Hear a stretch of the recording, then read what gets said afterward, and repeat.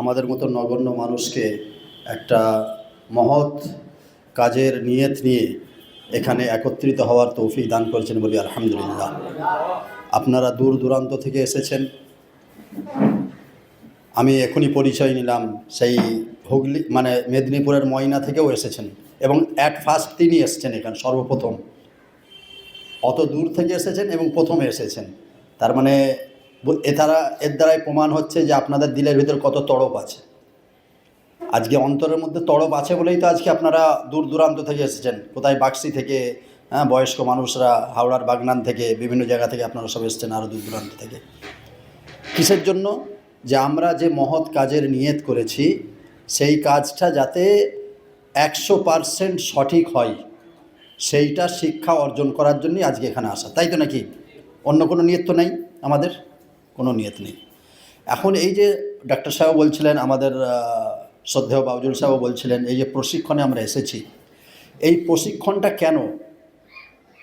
আজকে বিভিন্ন এনজিও 8টা 10টা করে প্রশিক্ষণ শিবির করছে। কালকে আমি ছিলাম আকড়াতে, আমাদেরই একটা সহযোগী এনজিও, এই অল বাংলা খাদেম মঞ্জাজের সদস্য, প্রাক্তন সভাপতি সাহেবের এনজিও। সেখানেতে 3 নম্বর ট্রেনিং হয়ে গেল ইতিমধ্যে।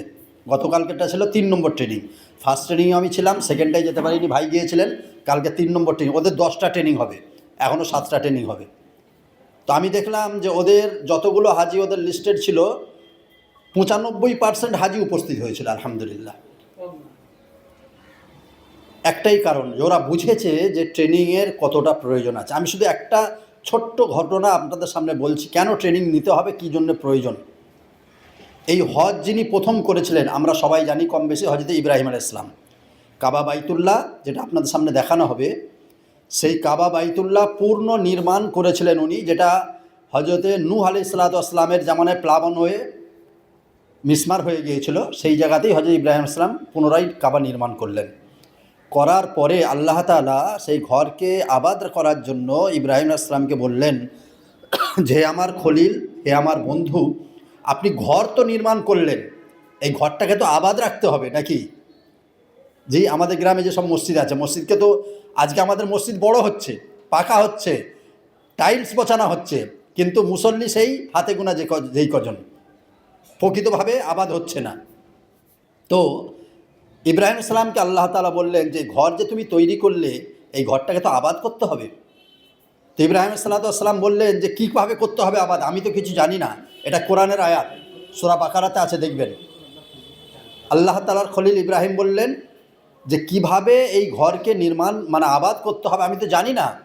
ওয়া আরিনা মানা সিকানা অতুব আলাইনা, উনি বললেন 3টে শব্দ বললেন, ওয়া আরিনা মানা সিকানা অতুব আলাইনা। বললেন, হে আল্লাহ, আপনি আমাকে দেখিয়ে দেন কিভাবে এর ক্রিয়াকর্মগুলো পালন করতে হবে। মানাসিকানা মানে এর মানাসিক, এর কর্তব্য কাজ।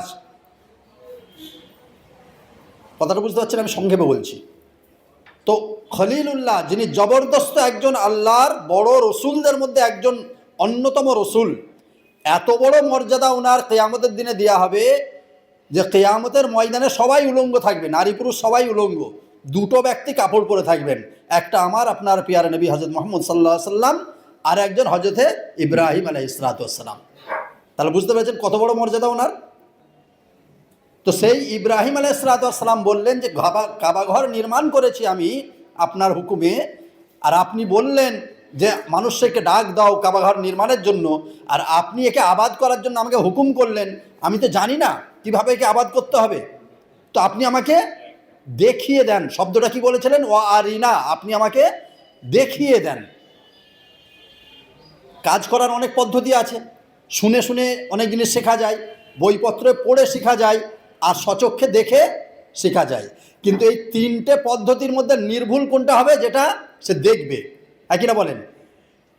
শোনাটার মধ্যে অনেক ভুল ভ্রান্তি হতে পারে, বলনেওয়ালারও ভুল থাকতে পারে, শোনার মধ্যেও গাফলতি হতে পারে।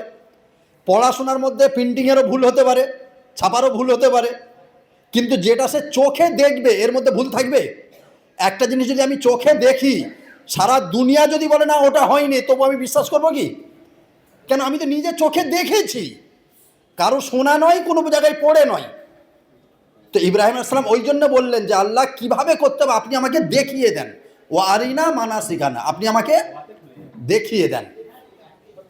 তো বলা বাহুল্য আল্লাহ সুবহানাহু ওয়া তাআলা হযরত জিবরাইল সাল্লাল্লাহু আলাইহি ওয়াসাল্লামকে দিয়ে ওনাদের পাঠিয়ে ওনাদের তিনজনকে, হযরত ইব্রাহিম আলাইহিস সালাম, মা হাজেরা আর ছোট বাচ্চা হযরত ইসমাইল, এই তিনজনকে কাবা ঘর হজ কিভাবে করতে হবে, তওয়াফ কিভাবে করতে হবে, সমস্ত ব্যাপারটা উনি দেখিয়ে দিয়েছিলেন। তাহলে ট্রেনিং শুরু হলো কোথায়? যিনি প্রথম হজ করছেন তিনি শিখছেন কিভাবে করতে হবে। সে পিরিয়ড ছেড়ে দেন। আমার রসুল সাল্লাল্লাহু আলাইহি সাল্লাম যখন হজের ঘোষণা করলেন হজ্জাতুল বিদা 10ম হিজরিতে, তখনও পর্যন্ত হুজুর সাল্লাল্লাহু আলাইহি সাল্লাম সাহাবাদের বললেন, খুজু আন্নি মানাসিকাকুম, হজের যে মানাসিক আছে, নিয়ম কানুন আছে, তোমরা আমার কাছ থেকে শেখো। প্রায় 2.5 থেকে 3 মাস ধরে হুজুর সাহাবাদেরকে হজের ক্রিয়াকর্ম শেখালেন, তারপরে এসে হজ করলেন। কথা বুঝতে পেরেছেন?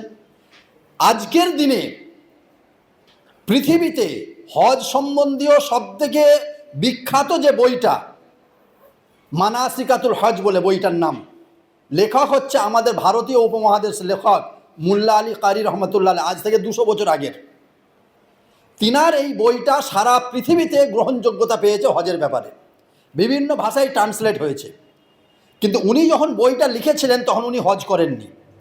উনার বই দেখে সারা পৃথিবীর মানুষ উনার বইকে স্টাডি করে হজ করেন।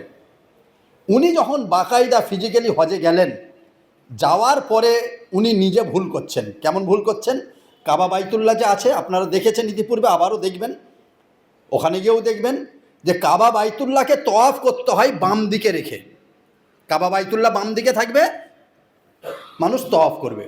আচ্ছা, আমরা সাধারণত কোনো ভালো কাজ করতে গেলে কোন দিক দিয়ে করি বলেন? ডান দিক। তো ডান দিকে করি না?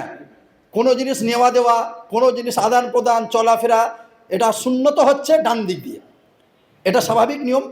তো উনি ওখানেতে গিয়ে যে কাবা বাইতুল্লাহর মতো পবিত্র জায়গা, তাকে আমি তওয়াফ করব, স্বাভাবিক নিয়মেই ডান দিক দিয়ে করতে আরম্ভ করেছেন। কথা বুঝতে পেরেছেন? কিন্তু উনি লিখেছেন বইয়েতে যে বাম দিক দিয়েই হবে। উনার বই দেখে সারা পৃথিবীর মানুষ তো হজ করছেন। উনি প্র্যাকটিক্যালি যখন গেছেন হজ করতে, উনার এই মানে সাধারণ বিবেকটা কাজ করে গেছে হুকুমের মানে আল্লাহ রসুলের থিওরিটাকে বাদ দিয়ে। তখন তো এত লক্ষ লক্ষ মানুষের হজ ছিল না, 200 বছর আগে অল্প মানুষের হজ ছিল, এত সুন্দর ব্যবস্থাও ছিল না। তো উনি ওই কাবা বাইতুল্লাহকে ডান দিকে রেখে তওয়াফ করতে শুরু করেছেন। দূরে একজন হাজি সাহেব বসেছিলেন, তিনি দেখলেন যারে ও তো ভুল করছে, ছুটে এসে ওর কলার চেপে ধরেছে, ধরে বলছে, এই গাঁওয়ার কোথা রে গো মূর্খ, তুমি কি মুল্লা আলী কারির বই পড়ে আসনি? পড়াশোনা না করেই তুমি হজ করতে চলে এসেছো? কাকে বলছে? খোদ রাইটারকে বলছে যে তুমি তার বই কি পড়ে আসনি? পড়াশোনা না করে, হজ না শিখে তুমি এসে হজ করতে শুরু করে দিয়েছো, তুমি তো উল্টো করছো। বলেন এবার উনার কি অবস্থা হবে? মাথায় হাত দিয়ে বসে পড়ে আল্লাহর কাছে ঝরঝর করে কাঁদলেন যে আল্লাহ, আজকে আমার বই পড়ে সারা পৃথিবীর মানুষ হজ করছে, আর আমি প্র্যাকটিক্যালিতে এসে ভুল করে ফেললাম।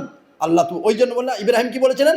অতুব আলাইনা ওয়ারিনা মানাসিকানা অতুব আলাইনা, আল্লাহ আপনি আমাকে দেখিয়ে দেন এর ক্রিয়াকর্মগুলো, আর যদি তার মধ্যে ভুল হয়ে যায়, অতুব আলাইনা, আল্লাহ তুমি আমাকে মাফ করে দিও।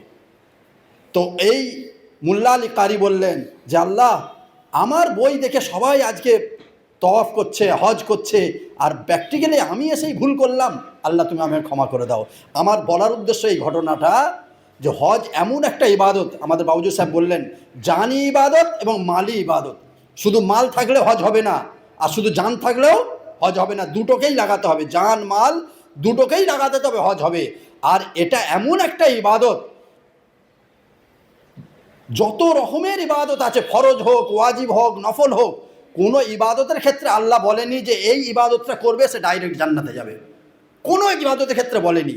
একমাত্র হজের ক্ষেত্রেই বলেছেন, আল্লাহ রসুল বলেছেন, আল উমরাতু ইলাল উমরাতি কাফারাতুল্লাহু ওয়াল হজ্জুল মাবরুর লাইসা লাহু জাযাউন ইল্লাল জান্নাহ।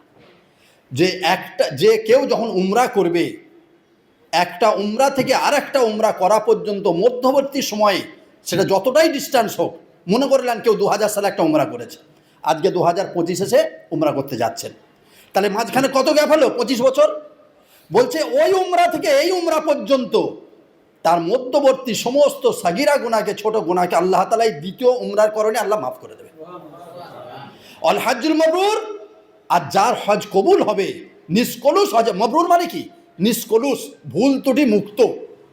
এই ভুল ত্রুটি মুক্ত যার হজ হবে, আল্লাহ রসুল বলছেন, বুখারী শরীফের হাদিস, সিহাসিত্তার হাদিস, হুজুর বলছেন তার বদলা কিছুই নয়, কেবলমাত্র জান্নাত। সুবহানাল্লাহ। হজের বদলা কি? জান্নাত। আর কোনো ইবাদতের ক্ষেত্রে বলা হয়নি। কেন বলা হয়েছে? এত বড় সার্টিফিকেট কেন দেওয়া হয়েছে? যে এই জন্যে যে হজের মধ্যে অনেক দায়িত্বশীল কর্মকাণ্ড আছে, সেগুলো দায়িত্ব নিয়ে যদি করা হয়, বুঝে সুঝে যদি করা হয়, তাহলে হজ্জে মবরুর হবে, নিষ্কলুষ হবে। আর নিষ্কলুষ হজ হলেই তার জন্য জান্নাত ওয়াজিব হয়ে যাবে। তাহলে আমরা নিষ্কলুষ হজ করবো না কোনো রকমে করে আসবো? বলেন, আপনারা মাশওয়ারা দেন, বলেন করবো তো? তার জন্যে বেশি বেশি করে আমাদের শিখতে হবে। আমার বলার উদ্দেশ্য, মাকসাদ এইটা, যে আমরা যখন আল্লাহর রাস্তায় নাম লিখিয়ে দিয়েছি, খাতায় যখন নাম তুলে দিয়েছি, টাকাও জমা দিয়ে দিয়েছি, কি ভাই? বেশিরভাগ টাকাটাও আমরা দিয়ে দিয়েছি, 2,72,000 টাকা আমরা জমা করেও দিয়েছি। আর হয়তো সামান্য 80-85,000 টাকা হয়তো দিতে হবে। তারপরেই আমাদের সেই সময় আসবে। আর আমাদের নিয়তের মধ্যে কারো গফলতি নেই তো? এমন তো কেউ নেই আমরা যে দিয়েছি দেখা যাক, পরে না হয় ক্যান্সেল করে দেবো, এরকম কারো নিয়ত আছে নাকি? নেই তো। তাহলে নিয়তের দিক দিয়ে আমরা পাকা হয়ে গেছি।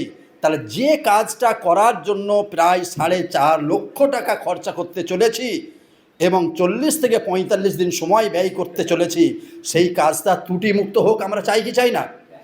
চাই। তার জন্য কি আমাদের পুরো স্টাডি, পুরো তৈরি আমাদেরকে এখান থেকে হয়ে যেতে হবে। সেটা কিভাবে? আমি ওই জন্য বলি, দুটো টিপস দিই প্রত্যেক হাজিদেরকে, সব জায়গায় আপনাদেরও বলছি, এই দুটো মনে রাখবেন। 1 নম্বর হচ্ছে শিখে করব, দেখা দেখি করব না। কি বললাম? শিখে করব। আমাদের একটা মুদ্রা দোষ আছে, দেখবেন মসজিদেও গিয়ে দেখবেন বুড়ো বয়সে নামাজে গেছে, কিচ্ছু সেখানে জানে না, খালি আড়ে আড়ে দেখতেছে, ও কেমন করে করতেছে, ও যা করতেছে ইও তাই করতেছে, দেখা দেখি।